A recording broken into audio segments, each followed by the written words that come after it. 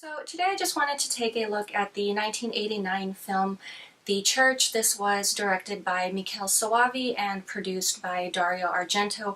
Soavi as well as Argento also played a hand in writing the film, and originally it was intended to have been a third installment from the Demons film series. Obviously, Soavi felt that the film should have been standalone and numerous rewrites were done. So this definitely is not part of that universe, and I think that was a good choice. It's different enough, and there really are no actual demons in this film whatsoever. More tortured souls, I guess you could say. But the film opens in medieval Germany. You have a group of knights who basically eradicate a village because the inhabitants are suspected devil worshippers. So everyone's thrown into a mass grave. In order to contain the evil, a church is built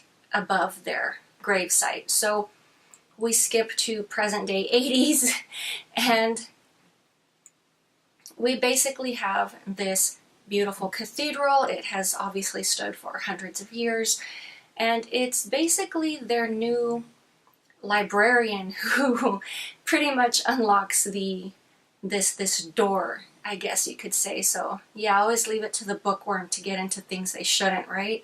But for me, the main appeal, I guess you could say, other than, you know, that awesome sex scene with the demon goat and the chick, you also have a very young Asia Argento. But other than that, the film plays very straight. It can become just very boring, very lackluster at times, and what potentially could have been a very awesome film, a film with tons of potential, really falls flat because for some odd reason the film just goes stale, and it does become boring just because it plays straight. There really aren't many humorous breaks here and there, so it definitely gives the film this weight, which is unfortunate because Soavi himself had gone on saying that he wanted the film to be a lot more sophisticated than what Argento had in mind. And yes, you can see where they polished and cleaned it up a bit, but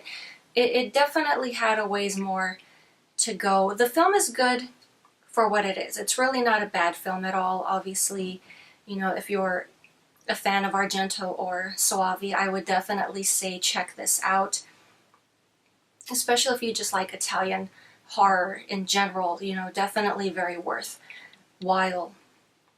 But like I said, it does fall flat here and there. The film does have a few plot holes, so it's not a perfect film at all, but it's enjoyable for what it is. And there are numerous art references also throughout the entire film, so I don't know, maybe if you enjoy the arts, obviously you will see references to works of art that you have enjoyed over the years. One of the more notable, obviously, is in the intro. You have a reference to, I believe, 1600s wood carving in which a man is selling his soul to the devil. But my favorite one is Boris Vallejo. The scene is referenced in which the biker guy, his girlfriend, basically gets naked and starts hugging it up with some winged demon guy, which the execution of that scene is just absolutely beautiful. If you've ever seen the painting itself, it's extremely detailed, definitely draws the eye, and I think that was a very good from paint to film adaptation of that. You know, definitely a very good reference in my opinion. So yes, definitely an iconic film in its own right. Obviously, one of the major highlights is if you also happen to be a fan of Goblin. Obviously, they collaborated with Argento on this project as well, so you do enjoy quite a bit of their music as well throughout the film. But, you know, like I said, not a perfect film, not the best film in the world, but it's not terrible. It just becomes a bit dull after a while, but definitely very much worth a watch if you like Italian cinema or, once again, Argento or Soavi. But that is all I have for you guys today, and I will talk to you later.